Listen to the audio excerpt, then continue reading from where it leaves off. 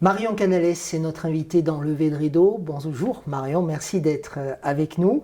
C'est la première fois, m'avez-vous dit tout à l'heure, que vous montiez sur la scène de l'Opéra de Clermont.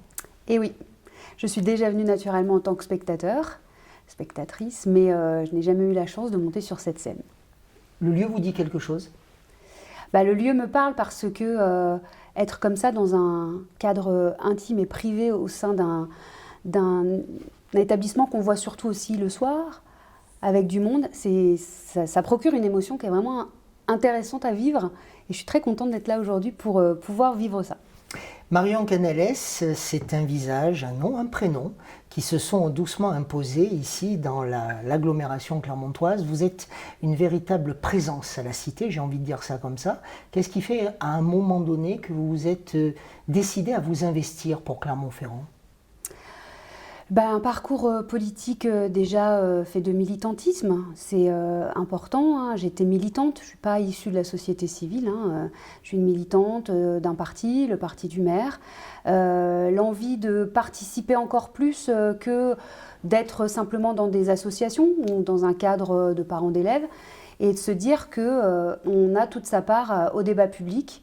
Voilà, je venais aussi d'un milieu professionnel qui m'avait permis de connaître peut-être plus facilement les codes que certaines personnes qui n'osent pas franchir le pas. À travers de sacrés exemples. Voilà.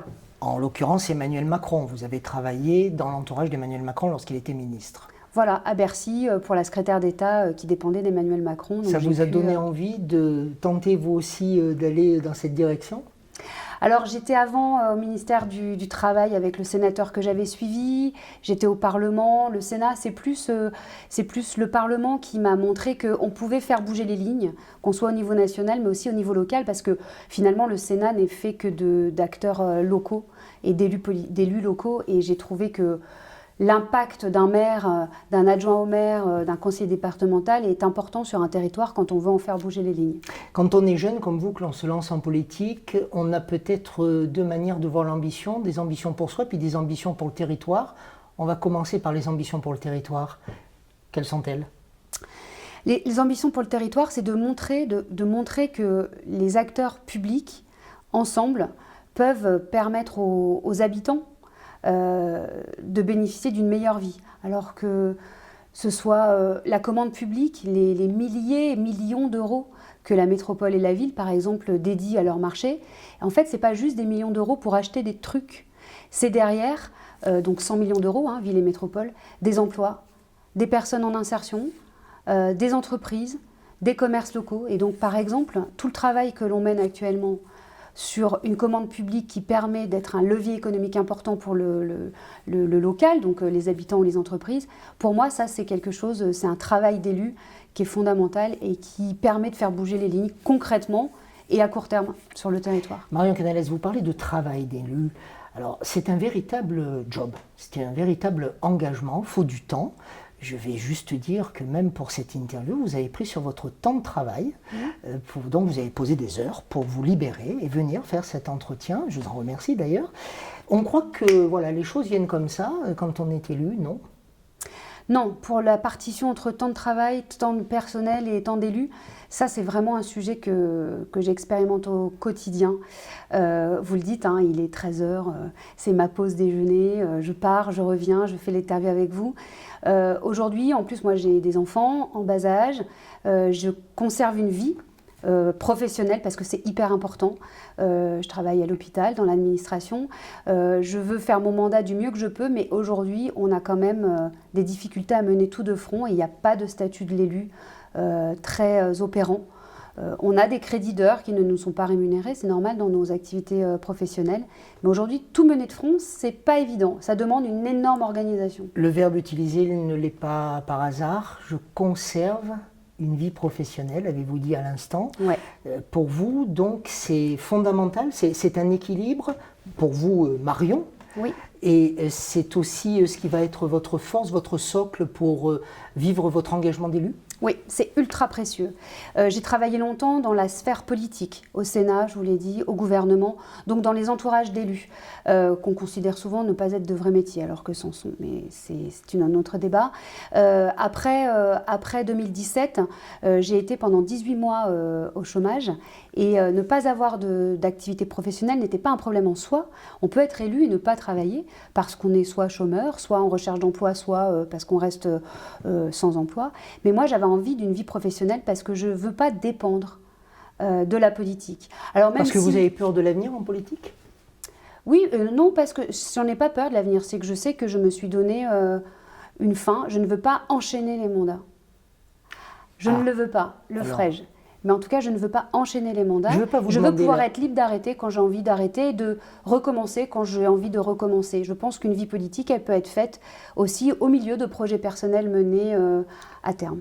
La manière de vivre la fin de votre mandat, ou en tout cas de connaître la fin, il y a deux manières de voir les choses. Soit c'est une date, soit c'est lié à une expérience. Ce serait quoi alors? Ce serait l'expérience plutôt? Ce serait pas vraiment, je ne parlerai pas de fin. Je pense que j'ai commencé jeune. J'ai eu la chance d'être en responsabilité très vite grâce au maire, qui m'a nommée adjointe, m'a proposé, j'ai été élue, mais proposée adjointe à 34 ans. Je pense qu'on peut faire des pauses pour revenir ensuite peut-être sur d'autres collectivités ou continuer, retrouver la ville.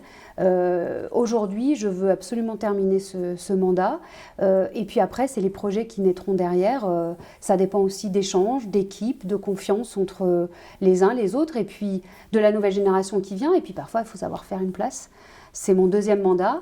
Je ne suis pas jeune en politique, je ne suis pas vieille non plus. Parfois, il faut savoir faire des pauses pour que d'autres prennent aussi une partie de responsabilité pour pouvoir aussi revenir à un moment donné et apporter autre chose avec une expérience différente. Marion Canales, j'ose ces deux questions en une.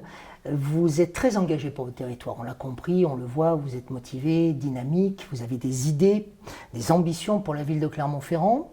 Vous voulez conserver un job et vous nous dites aussi avoir des enfants, une famille. Est-ce que vous ne passez pas pleinement à côté de votre autre job? Est-ce que vous ne passez pas un peu à côté de vos enfants et leur papa? Alors moi j'ai la chance d'avoir un compagnon qui m'accompagne. C'est beau ça, un compagnon qui m'accompagne. Eh oui, un compagnon qui accepte de subir un peu les désagréments d'une vie publique dans tous ses aspects, qui accepte aussi de m'aider pour que je puisse profiter de mes enfants sans avoir trop de contraintes. Et après, la difficulté, c'est de parvenir à un niveau de responsabilité professionnelle qui sont les miennes, à respecter les engagements que j'ai par rapport aux salariés et aux agents avec qui je travaille dans ma vie professionnelle. Et c'est vrai que c'est difficile. Le temps partiel... Vous ne pensez pas, vous n'avez pas le sentiment de passer à côté de quelque chose au niveau de votre métier? Non. Non, par contre, je pense que je passerais à côté peut-être d'une carrière qui aurait été peut-être plus importante. Parce que quand on est élu local, on ne peut plus avoir une vie professionnelle à Paris. Moi, j'avais une carrière qui pouvait être peut-être professionnelle, prendre des fonctions plus importantes à Paris, dans d'autres structures, qu'elles soient publiques ou privées. Mais c'est incompatible avec l'exercice d'un mandat local et a fortiori avec 3 petits-enfants en bas âge à Clermont-Ferrand. Ils ont 1 an, 3 ans et 6 ans. Vous voulez bien nous donner leur prénom? Le plus petit s'appelle Alfred, le moyen s'appelle Lucien et le grand s'appelle Joseph. Que des garçons? Et j'ai 3 garçons. Mais c'est une tradition à la ville de Clermont. Les 3 Godard et les 3 Rougeries. Bon, il en fallait une, cette fois-ci c'est moi. Très bien. Marion, on va parler donc de votre métier au CHU. Vous êtes dans l'administration du CHU. C'est une année pitoyable, une année extrêmement compliquée. Oui. Tout le monde trinque. On parle beaucoup des soignants, on parle bien sûr des malades, c'est naturel. On parle de leur famille, on parle très peu de l'administration et des cadres dirigeants de l'hôpital. J'allais vous le dire, et j'en ai fait la remarque, donc moi j'ai été chargée des relations avec les partenaires qui nous ont aidés dans le cadre de la crise Covid. Il n'y a pas que les soignants. Alors aujourd'hui on connaît assez mal en fait l'univers de l'hôpital. Le personnel soignant, ce n'est pas le personnel médical. Le personnel médical, ce sont les médecins, le personnel soignant, c'est le personnel soignant. Et derrière, pour faire tout fonctionner, naturellement c'est eux en première ligne, mais il y a le médico, technique, la logistique, les administratifs. Il faut une direction des ressources humaines alerte pour pouvoir accompagner les demandes de renfort en personnel. On va juste citer le nom de Didier Olgens, le directeur général. Le directeur général. Voilà, du centre hospitalier Clermontois. Oui. J'ai l'impression que ça vous fait plaisir que j'amène ce sujet-là. Et oui, parce que on parle beaucoup des soignants et dans la crise, moi j'ai eu beaucoup de contacts avec tout le personnel, par exemple de la logistique qui a acheminé les masques, distribué les masques, tout le personnel des laboratoires qui font les tests 24 heures sur 24. Et toutes ces personnes-là ne font pas partie de l'univers soignant au sens strict. Et pourtant, les personnels qui font le nettoyage. Les personnels qui font le nettoyage, pas forcément, alors les ASH, les aides-soignantes, il y a plein de métiers, effectivement, qui ne doivent pas être oubliés, qui contribuent, chacun dans leur profession, dans leur fonction, contribue à ce que l'hôpital tourne. Et vous, votre job dans tout ça? Moi, je suis au milieu. Dans l'administration générale, on est là pour essayer que tout puisse se faire avec fluidité, que les informations qui nous parviennent de l'Agence régionale de santé, de l'État, arrivent le plus vite possible dans les services, lorsqu'il faut déprogrammer. L'agence régionale appuie sur le bouton, les CHU doivent déprogrammer, il faut que les réunions se fassent en cascade, et moi je suis là pour essayer de mettre du lien, pour accompagner le directeur général. Qu'est-ce que c'est fichu Covid, qu'est-ce que cette année charnière dans l'histoire du monde, je pense, nous dit de notre société, selon vous, Marion Canales? On se rend compte que cette double crise Covid nous montre les fragilités de nos systèmes. On le voit, hein, la digitalisation, c'est pas l'alpha et l'oméga, mais les commerces, les petits commerces en ont eu besoin et tout le monde n'est pas logé à la même enseigne. Ça nous montre aussi les différences entre les grandes villes et nos campagnes. Nos campagnes, elles subissent de plein fouet les autorisations administratives, alors que c'est pas tout à fait pareil que d'aller effectivement en dehors de chez soi quand on est dans la campagne clermontoise que quand on est à Clermont. Et puis ça montre les solidarités aussi. Ça nous a montré aussi le vivier associatif qui s'est tout de suite mobilisé à Clermont lors de la première crise Covid, qu'il y a une vitalité encore des solidarités. Mais je pense qu'aujourd'hui, on est quand même dans un contexte qui fait parfois un peu peur pour les personnes qui ont des enfants en bas âge. Qu'est-ce que ce sera?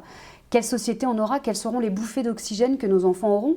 Je vous le disais tout à l'heure en aparté, la jeunesse de 20 ans aujourd'hui, elle a connu les attentats, du Bataclan notamment, mais pas que, les crises Covid, alors que moi, quand j'avais 20 ans, c'était la Coupe du Monde, c'était aussi les manifs pour plus de droits et plus d'avancées sociales. Mais chaque génération a connu aussi des moments difficiles. Ma génération, quand j'avais 20 ans, moi 18 ans, 19 ans, c'était la génération SIDA. On découvrait le SIDA, alors on commençait à se faire des câlins, on commençait à avoir des envies et on nous renvoyait tout de suite la mort en face. C'était les années chômage.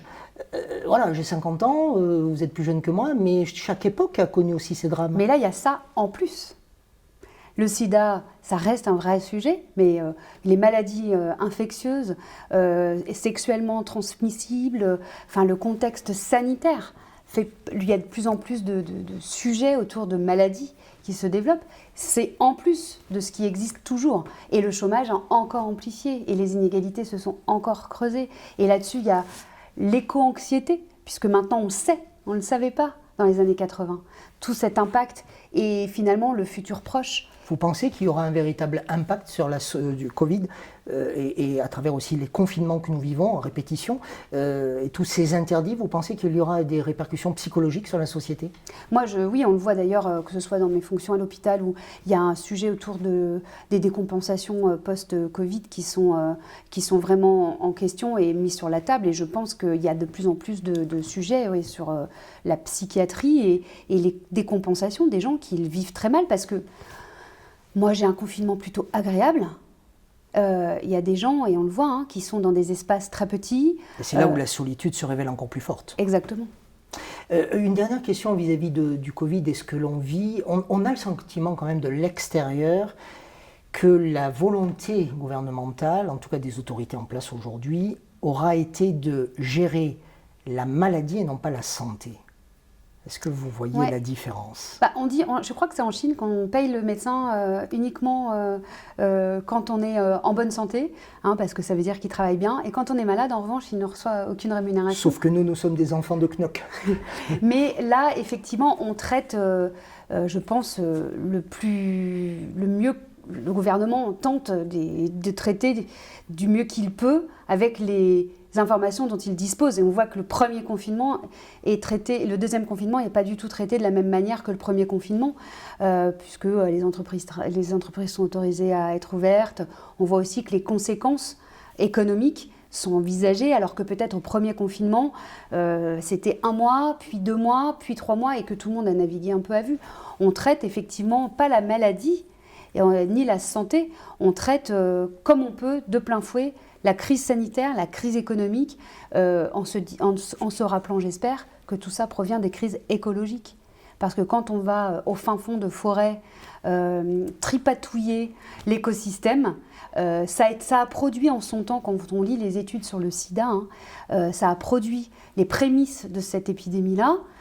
Et ça produit aujourd'hui un virus tel que le coronavirus. Et on dit que des études disent qu'il y en a encore plein des virus qui sont latents dans les écosystèmes naturels, hein, dans la Ça nature. vous fait peur pour vos enfants précisément?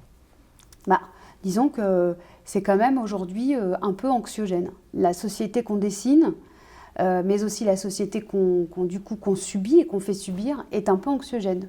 Comment va-t-on vivre? Arriverons-nous à nous supporter dans 10 ans? Parce qu'aujourd'hui, on voit que les tensions, elles sont là, dans nos villes, dans nos quartiers, dans nos centres-villes, dans nos campagnes. Il y a quand même, je trouve, une société qui est de plus en plus anxiogène.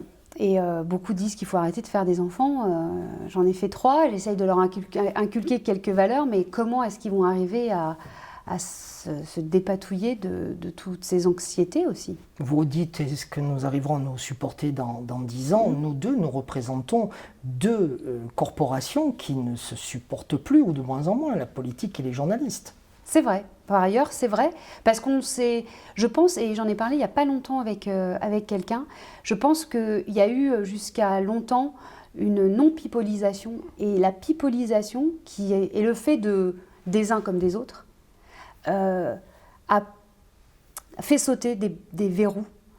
Et quand on se sert d'un média pour faire vivre une existence, pour pouvoir vivre une existence politique, il faut accepter après que ce média, un jour, aille plus loin et trouve d'autres choses.